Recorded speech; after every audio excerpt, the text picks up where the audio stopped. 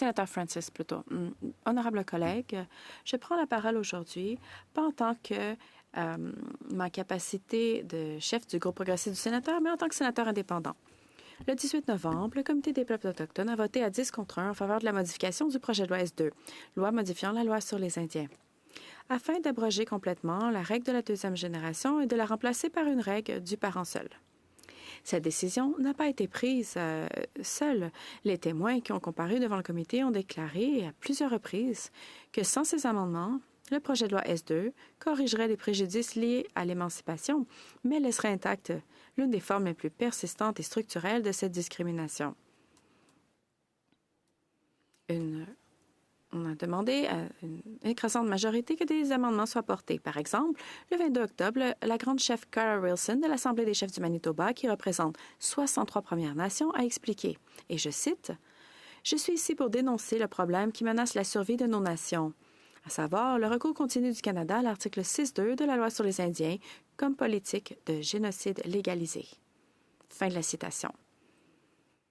La grande chef Wilson a explicitement demandé la suppression immédiate du système à deux vitesses, inscrit dans l'article 6 de la loi sur les Indiens, au profit d'une exigence parentale unique, afin de remédier aux préjudices infligés à plusieurs générations, y compris à des enfants comme sa fille, qui se voient non seulement refuser leur statut, les droits et avantages qui sont associés, mais aussi leur sentiment d'identité et d'appartenance. De même, le 4 novembre,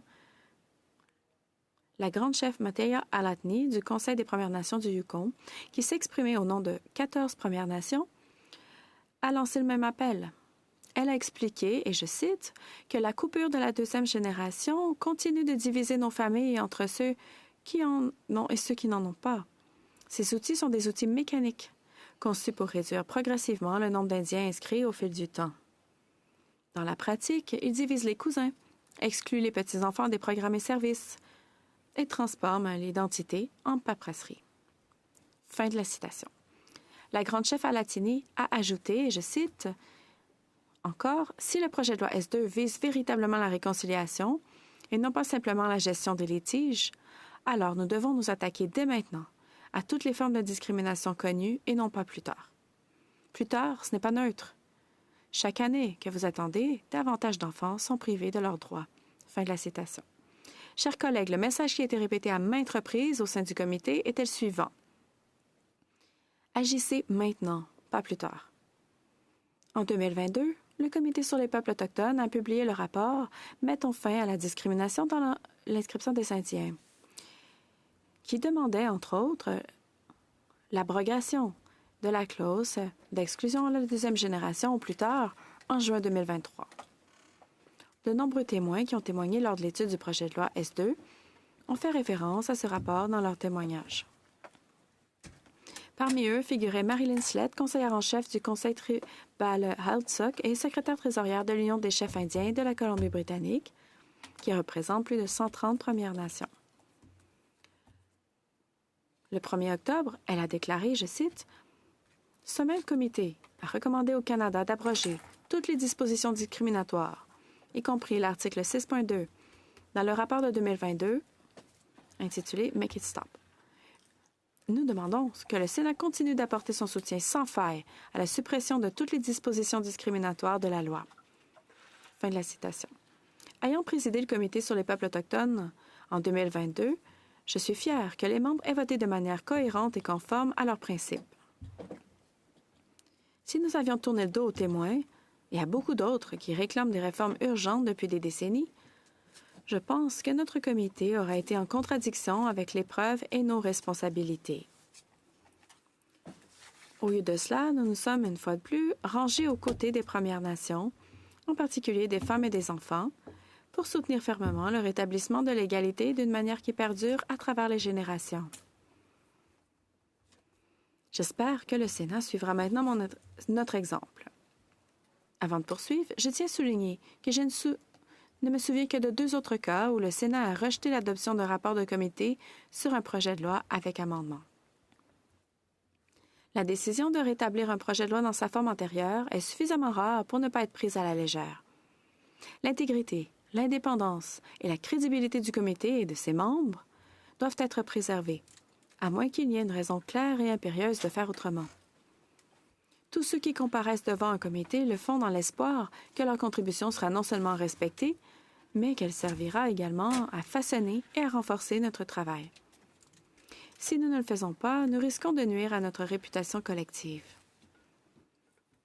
Une chambre de réflexion ne peut fonctionner efficacement que si elle est disposée et capable d'apporter des amendements à la législation lorsque cela est nécessaire. C'est ainsi que nous contrebalançons le pouvoir exécutif et majoritaire afin, entre autres, de protéger les populations vulnérables, qui ont été historiquement exclues, ignorées et lésées par le Canada, et plus particulièrement par le Sénat. Je suis franchement préoccupée par le message que la Chambre enverrait aux témoins en rejetant le rapport. En conséquence, je vais profiter de cette occasion pour mettre en lumière ceux à qui cette Chambre tournerait le dos en rejetant le rapport. Je ne peux tout simplement pas le faire et je ne le ferai pas. Chers collègues, la semaine dernière, le représentant du gouvernement au Sénat, le sénateur Pierre Moreau, a demandé au Sénat de rejeter le rapport. Je souhaite profiter de cette occasion pour examiner les principaux arguments avancés à l'appui de cette décision et y répondre. Ce faisant, j'espère expliquer clairement pourquoi j'ai l'intention de voter en faveur de l'adoption du rapport et encourager tous les sénateurs à faire de même.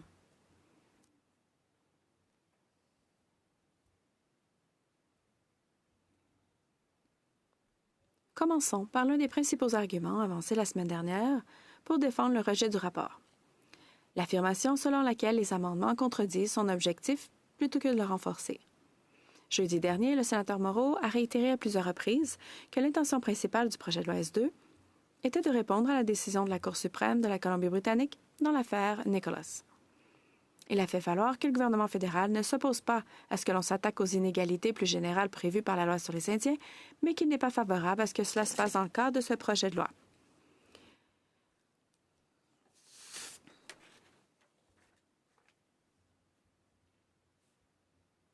De plus, le sénateur Moreau a suggéré que les amendements du comité dépassaient la portée initiale du projet de loi, mais le gouvernement fédéral s'est abstenu de contester leur recevabilité afin d'éviter de paraître froidement technocratique. Ces préoccupations sont-elles fondées? Je ne le crois pas. Dans l'affaire Nicholas, la Cour suprême de la Colombie-Britannique a donné raison au Canada en estimant que l'article 6 de la loi sur les Indiens, pris dans son ensemble, perpétue la discrimination en limitant à la fois le droit d'être inscrit comme Indien et le droit de transmettre ce statut à ses descendants.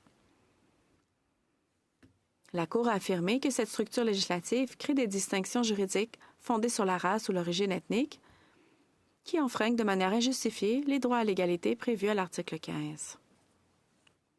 Dans son mémoire, le Canada a reconnu que les personnes sans antécédents familiaux d'affranchissement sont généralement inscrites en vertu de l'article 6.1, qui leur donne la capacité pleine de transmettre leur statut à leurs enfants. À l'opposé, les descendants de personnes ayant obtenu l'émancipation sont généralement placés sous le régime de l'article 6.2, qui limite leur capacité à transmettre leur statut à la génération suivante. Ce déni d'égalité des avantages, tant en matière d'inscription que de transmission, traite en fait la population concernée comme moins indienne, lui accordant un statut inférieur ou aucun statut, plutôt et de manière injuste, uniquement en raison de l'affranchissement. Afin de satisfaire à la réparation constitutionnelle minimale exigée par la Cour, le gouvernement fédéral a présenté le projet de loi S2 et auparavant le projet de loi C-38 afin que les descendants des personnes émancipées obtiennent le même droit au statut d'Indien et à la transmission de ce statut que toutes les autres personnes ayant la même ascendance. Ainsi, les familles émancipées sont traitées comme égales, mais uniquement dans le cadre d'un système qui continue de légiférer sur leur extinction éventuelle, tout comme tous les Indiens. Leurs descendants restent sur la voie de l'effacement total en raison de la clause d'exclusion de la deuxième génération. Les modifications proposées par le comité visent à remédier à une autre manifestation de la discrimination identifiée par la Cour. En 1985, la loi sur les Indiens a été modifiée dans le but de déclarer de mettre des dispositions en matière d'inscription en conformité avec les droits à l'égalité garantis par l'article 15 de la Charte. Le processus juridique d'émancipation qui servait d'outil central pour l'assimilation des peuples des Premières Nations depuis avant l'agression du Canada a encore alors pris fin. Cependant, la discrimination persiste sous la forme de la règle de la deuxième génération, introduite en 1985, qui empêche les enfants d'hériter du statut et des droits et avantages qui y sont associés après 2 générations de parentalité avec une personne qui n'a pas droit à l'enregistrement. Au lieu d'une suppression immédiate, le Canada mise désormais sur une suppression différée afin de réduire progressivement le nombre d'Indiens inscrits au fil du temps. Aucun autre groupe au Canada n'est confronté à la disparition légale de son peuple. Le 29 octobre, le Dr. Wilton Littlechild, commissaire de la Commission Vérité et Réconciliation, l'a décrit comme, et je cite, « un acte d'assimilation forcée », fin de la citation, qui correspond à la définition du génocide. De même, dans un mémoire, la Dr. Pam Palmater a cité l'analyse juridique du génocide préparée par la Commission nationale d'enquête sur les femmes et les filles autochtones disparues et assassinées, qui a conclu que le refus systématique du statut et de l'appartenance en vertu de la loi sur les Indiens s'inscrit dans un ensemble plus large de politiques coloniales qui répondent à la définition juridique de génocide. Elle a fait valoir que l'élimination de la clause d'exclusion de la deuxième génération est essentielle car il ne s'agit pas simplement d'une règle administrative, mais de la poursuite des politiques passées visant à mettre fin à l'existence juridique des Indiens au fil du temps envers lesquels le Canada a des obligations spécifiques. Notre comité a renforcé et complété la fonction corrective fondamentale du projet de loi S2. Plus précisément, nous avons modifié l'article 6 de la loi sur les Indiens car il continue de trier arbitrairement les familles à travers les générations. Ce faisant, nous avons cherché à faire en sorte que le statut d'Indien ne continue pas à être transmis différemment selon que la personne est née avant ou après le 17 avril 1985. À l'heure actuelle, il existe des frères et sœurs issus des mêmes parents qui peuvent se retrouver dans des catégories d'enregistrement différentes uniquement en raison de leur date de naissance. Le comité a également proposé de faire passer l'exigence relative aux droits et à la transmission de 2 parents à un seul parent afin d'abroger le système à 2 vitesses du statut d'Indien. Ce changement met fin à l'ère de l'extinction légale. Parallèlement, le comité a tenté de résoudre la question de la paternité non déclarée. La Dr. Mary Eberts, avocate constitutionnelle, a fait valoir que la limite de 2e génération confère aux hommes un avantage biologique. Il est beaucoup plus facile pour un homme de nommer la mère que pour une femme de nommer le père. Il y a de nombreuses raisons pour cela, notamment la violence familiale et les agressions sexuelles. En conséquence, la Dr. Eberts a fait valoir que la limite de la 2e génération n'est pas neutre. Elle perpétue la discrimination historique fondée sur le sexe et la race inscrite dans la loi sur les Indiens. Elle viole donc l'article 15 et ne peut être justifiée. Chers collègues, je vais maintenant me concentrer sur le sujet de la consultation. La semaine dernière, il a été suggéré que les modifications adoptées par le comité ne tiennent pas compte de l'obligation constitutionnelle de consulter, le cas échéant, d'accommoder les peuples autochtones en vertu de l'article 35 de la Constitution. En fait, le sénateur Moreau a insisté à plusieurs reprises sur le fait que le gouvernement fédéral ne peut se soustraire à son obligation de consulter les personnes touchées par les mesures qu'il souhaite mettre en œuvre et qui pourraient porter atteinte à leurs droits. Ces arguments sont difficiles à concilier avec les faits établis. La semaine dernière, le sénateur Moreau a eu une question de la sénatrice Michelle Audette, qui est marraine du projet de loi S2. Elle lui a demandé s'il connaissait l'affaire Mikisew Cree First Nation contre Canada en 2018, dans laquelle la Cour suprême du Canada a donné raison au Canada en statuant qu'il n'y avait pas d'obligation constitutionnelle de consulter les peuples autochtones lors de l'élaboration, de la rédaction, de l'adoption d'une loi. Il a répondu qu'il avait connaissance de cette décision. La ministre Mandy Goldmaster et le sénateur Moreau ont insisté à plusieurs reprises sur le fait qu'il existe une obligation juridique et constitutionnelle de consulter avant de modifier la loi sur les Indiens. Toutefois, c'est le gouvernement libéral, sous la direction du premier ministre Justin Trudeau, qui s'est battu avec acharnement pour s'assurer qu'aucune telle obligation n'existe. Cela est devenu douloureusement évident après que le projet de loi C5 a été adopté en procédure accélérée en juin dernier afin d'accorder au gouvernement fédéral des pouvoirs étendus lui permettant de contourner les lois et règlements existants pour accélérer des projets d'intérêt national.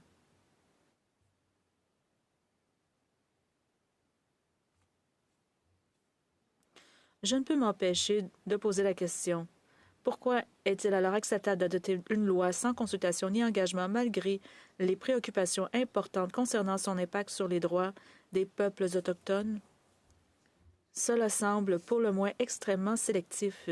Cette incohérence donne l'impression que la consultation n'est rien d'autre qu'un outil politique. Le sénateur Moreau a suggéré que les modifications à la loi sur les Indiens doivent être suspendues jusqu'à ce que le processus de collaboration visant à régler la question de la coupure de deuxième génération et les seuils de vote soit terminé en décembre 2025. Il a également soutenu que la question centrale derrière le processus de collaboration n'est pas de savoir s'il faut éliminer la discrimination, mais comment. Et que ce sont les Premières Nations qui devraient déterminer la réponse par consensus, un seuil élevé qui n'est imposé à aucun autre groupe au Canada. Il n'y a pas de seuil clair, pas de paramètres clairs et pas de calendrier précis pour la fin de la discrimination liée à la coupure de la deuxième génération.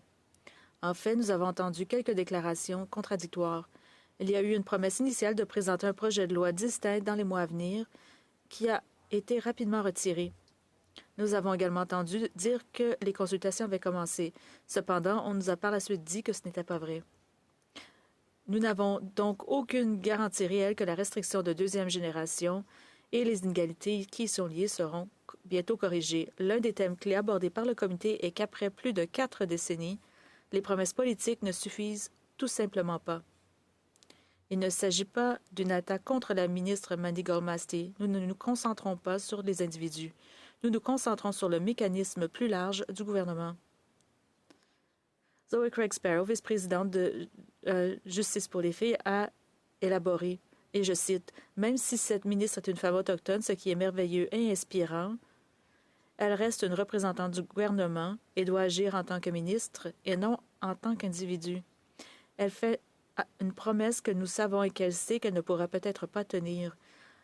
Le ministre de la Justice conseille à la ministre et elle doit suivre ses directives. Malgré cela, dans votre rapport Make It Stop sur la loi, il n'est pas dit « attendez qu'il y ait une ministre autochtone ». Même si elle a dit la même chose que tous les autres ministres avant elle, ils disent cette fois-ci, parce qu'elle est autochtone, croyez-la et attendez encore un peu. Non, il est écrit, mettez-y un terme maintenant. L'obligation d'égalité est une obligation immédiate en vertu du droit international. Nous avons attendu assez longtemps. Fin de la citation. Je crois que la ministre Mandy Goldsmith est sincère. Cela n'a jamais été remis en question. Mais une promesse politique n'est pas juridiquement contraignante. Rien ne garantit que le gouvernement fédéral, ses systèmes, ses structures et ses processus tiendra ses engagements. Même si nous voulions lui faire confiance, nous ne pouvons ignorer que les gouvernements fédéraux minoritaires ont tendance à avoir une durée de vie plus courte. Le premier budget du premier ministre, Mark Carney, a été adopté par 170 voix contre 168. Nous avons évité de justesse une nouvelle élection. Mais ce résultat reste possible. À mon avis, peu importe le parti au pouvoir, l'approche est la même. Le Canada n'apporte que des corrections mineures lorsqu'il est contraint par les tribunaux. Je doute que cette tendance de longue date changera de sitôt. Alors, s'il existe une occasion rare d'agir dès maintenant pour mettre fin à une discrimination plus large, pourquoi ne pas en profiter? Le Parlement est encouragé, voire tenu d'aller plus loin. Chers collègues, je ne suis pas avocat. Je n'ai jamais prétendu l'être. Cela dit, je comprends que le Canada ne peut invoquer les consultations en cours pour justifier le fait de continuer à violer la Constitution, y compris l'article 15 de la Charte. L'obligation de garantir les droits à l'égalité n'est pas discrétionnaire. Mais à plusieurs reprises, il a été sous-entendu que l'obligation de consulter est en quelque sorte plus importante dans la hiérarchie. Je crois toutefois que la Charte est suprême. Selon l'affaire Andrews contre Law Society of BC en 1989, toutes les lois fédérales et provinciales doivent se conformer à l'article 15 sur les droits à l'égalité. Le tribunal a déclaré « Le droit à l'égalité devant la loi et en vertu de celle-ci, ainsi que les droits des protections aux bénéfices égaux de la loi contenant l'article 15 sont accordés avec la directive contenue dans l'article 15 lui-même, selon laquelle ils doivent être sans discrimination. La discrimination est inacceptable dans une société démocratique car elle incarne les pires effets du déni d'égalité et la discrimination renforcée par la loi est particulièrement répugnante. Les mesures discriminatoires ayant force de loi entraînent la pire des oppressions. C'est contre ce fléau que l'article 15 offre une garantie. Fin de la citation. En d'autres termes, le Canada ne peut continuer à dire « Nous savons que la discrimination existe », mais continuer à attendre patiemment pendant que les consultations se poursuivent pendant 2, 5, 10 ans, voire plus, avant que nous y mettions terme.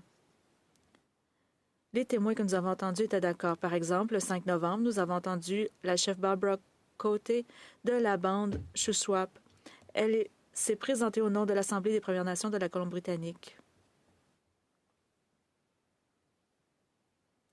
Elle a déclaré, je cite, « La ministre a dit au Sénat qu'il ne pouvait y avoir une solution unique au problème de la coupure de la deuxième génération, mais sénateur, l'article 15 de la Charte est une solution unique. L'article 15 affirme l'égalité. L'article 15 de la Charte stipule qu'il est interdit de discriminer sur la base du sexe ou de la race, et cela s'applique à tous. L'égalité est pour tout le monde. La ministre a également déclaré que les réponses doivent venir des communautés. Eh bien, la réponse des communautés de la Colombie-Britannique est claire. 204 des 630 Premières Nations du Canada disent éliminer dès maintenant la limite de la deuxième génération. Cela représente un tiers de toutes les Premières Nations. Fin de la citation. La chef Barbara Cote a également ajouté, je cite, « L'Assemblée des Premières Nations de la Colombie-Britannique participe au processus de collaboration de Services aux Autochtones Canada et nous avons été consultés à ce sujet pendant des décennies. Compte tenu de l'échéancier fixé pour le processus, il faudra 4 ou 5 ans avant que la nouvelle législation supprimant la limite de la deuxième génération puisse entrer en vigueur. Et cela dépendra encore du maintien au pouvoir des libéraux. Sénateur, nous subissons actuellement les conséquences de la limite de la deuxième génération. Elle doit être supprimée immédiatement car 27 % de tous les membres des Premières Nations de Colombie-Britannique sont visés par l'article 6.2. À Shuswap, 40 % de mes membres sont visés par l'alinéa 6.2. Nos enfants et petits-enfants sont exclus dès maintenant et non dans un avenir lointain. Fin de la citation. Sur la question de savoir si de nouvelles consultations sont nécessaires, la Dr. Palmater nous a rappelé le 7 octobre que, et je cite, « Il y a certaines choses sur lesquelles le gouvernement fédéral ne peut pas consulter, s'il faut ou non pratiquer la discrimination fondée sur la race ou le sexe, s'il faut ou non maintenir une formule d'extinction législative et contribuer à un acte de génocide. Vous ne pouvez donc pas le faire. Ce sur quoi vous pouvez consulter, c'est la manière dont vous soutenez les Premières Nations, comment vous soutenez les personnes nouvellement inscrites, dont vous garantissez qu'il y a suffisamment de logements et d'infrastructures. Sans surprise, après 4 décennies d'attente pour que le Canada prenne des mesures décisives pour remédier à la coupure de deuxième génération, et il existe un scepticisme généralisé et justifié quant au fait que le Canada utilise à nouveau la consultation comme une tactique dilatoire perpétuant la discrimination et l'inégalité sous le couvert de l'engagement. La Cour suprême a rejeté à plusieurs reprises l'idée selon laquelle l'égalité ne peut être progressive. Selon l'affaire Vriend contre Alberta en 88, et je cite, « Si l'on permet que la violation des droits et des libertés de ces groupes persiste alors que les gouvernements ne s'efforcent pas de promouvoir l'égalité avec diligence, les garanties de la Charte ne seront guère plus que des mots vides de sens. » Fin de citation. Je ne m'oppose pas à une consultation significative. En tant qu'ancien chef, j'ai pu constater de mes propres yeux ses forces et ses faiblesses plutôt. Ce à quoi je m'oppose, c'est l'utilisation de la consultation comme tactique pour prolonger l'inégalité. Le Canada doit remédier aux préjudices graves, persistants et irréparables qu'il a causés par le biais de la loi sur les Indiens.